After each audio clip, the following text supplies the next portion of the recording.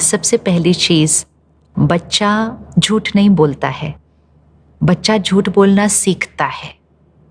तो अगर बच्चे को बचपन से ही सच बोलने की शक्ति दी जाए तो शायद बच्चा कभी झूठ न बोले। हाँ, आगे जाकर बड़े होकर संग के प्रभाव में, दोस्तों के प्रभाव में, समाज के प्रभाव में फिर वो कभी झूठ बोल सकता है।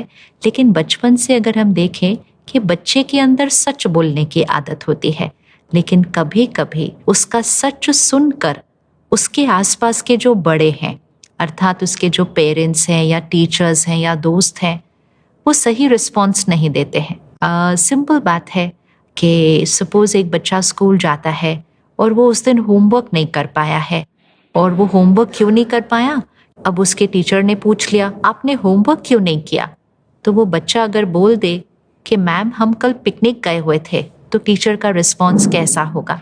लेकिन अगर वो बच्चा कह दे मैम कल मेरी तबीयत ठीक नहीं थी, मेरे को ना बहुत बुखार था कल, इसलिए मैंने होमवर्क नहीं किया, तो अगर बच्चा झूठ बोल देता है उसको टीचर से सहानुभूति मिलती है। लेकिन अगर वो सच बोल देता है, उसको डांट पड़ जाती है, उसको पनिशमेंट सज़ा भी मिल जाती है, तो फिर अगली बार वो बच्चा सच कैसे बोलेगा, कैसे बोलेगा। और ये तो बच्चे की छोटी सी बात है, लेकिन फिर उसी तरह से हम बड़े होते जाते हैं। हमारे सच को समाज स्वीकार नहीं करता है।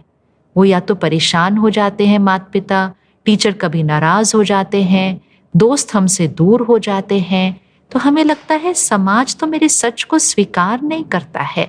लेकिन अगर मैं झूठ बोल दूं तो सारे बड़े खुश हैं।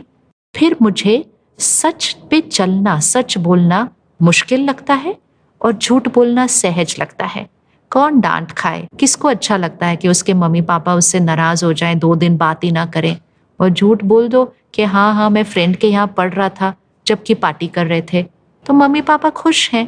तो झूठ से जब मेरे आसपास के लोग खुश रहे और सच से नाराज या परेशान रहे, तो फिर हम में से बहुतों के लिए झूठ एक जीवन को सहज तरह से जीने का तरीका बन गया।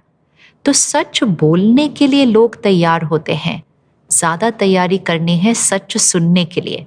कि जब हम सच सुनते हैं, इवन अगर हमें वो सच अच्छा न लगे, सही न लगे, लेकिन मन की स्थिति को स्थिर रखना है और स्थिर रखकर सबसे पहले उस बच्चे के सच बोलने की प्रशंसा करनी है। आज चाहे वो बच्चा है, कल आपकी ऑर्गेनाइजेशन का आपका एक कलीग है या एम्प्लॉय है, किसी ने सच बोला है कि मैम मैं इसलिए कल ऑफिस नहीं आया क्योंकि मैं क्रिकेट मैच देखने गया हुआ था, मैम मैं इसलिए ऑफिस नहीं आया क्योंकि कल मैं एक दूसरी कंपनी में इंटरव्यू देने के लिए गया हुआ था। क्या हमारे पास ये सच सुनने की ताकत है? क्या इसको हम सुनकर सामने वाले के प्रति उतना ही स्थिर और शांत और सम्मान पूर्वक रह सकते हैं? वो नहीं होता है। हमारे तो चेहरे पर ही बदलाव दिखाई देता है। इसलिए सामने वाला कहता है मैम कल मेरी तबीयत ठीक नहीं थी इसलिए मैं ऑफिस नहीं आया। ये बातें बहुत छोटी लग रही हैं इस समय, लेकिन ये छोटे छोटे झूठ ही तो झूठ बोलने के संस्कार को पक्का करते हैं। और धीरे धीरे ये झूठ बोलना हमारे जीवन के कई पहलुओं में आ जाता है। हम ऐसी वैसी हर बात के लिए, इतनी छोटी सी बात होती है, कई बार हम घर से देर से निकलते हैं, हमें 10 बजे कहीं पहुंचना होता है, अब 9:30 पौने 10 बज गए हैं, हम वहां तक नहीं पहुंचे हैं, सामने वाले का फोन आता है, आप कहाँ तक पहुंचे हैं? कहते हैं बस हम यही हैं, बस पहुंचे कि पहुंचे। सामने वाला कहता है कितनी देर में पहुंचेंगे? कहते बस मैं तो बिल्कुल टाइम पर ही निकला था, रास्ते में ट्रैफिक जाम आ गया था, अब तो मैं बस 5 मिनट दूर ही हूँ। 15 मिनट के बाद सामने वाला फिर फोन करता है, क्या हुआ, आप तो 5 मिनट में पहुंचने वाले थे। हाँ मैं पहुंचने तो वाला ही था, लेकिन यहाँ पर बहुत ट्रैफिक था।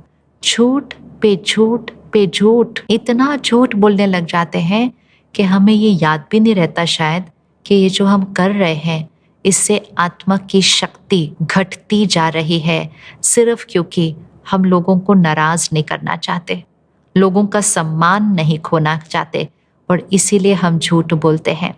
तो एज ए सोसाइटी, पेरेंट हो, टीचर हो, दोस्त हो, पति पत्नी हो, सच सुनने की ताकत रखें और सामने वाले को सच बोलने का आश्वासन दे कि आप सच बोलो, मैं हर बात सुनकर स्थिर और सम्मान पूर्वक रहूंगी।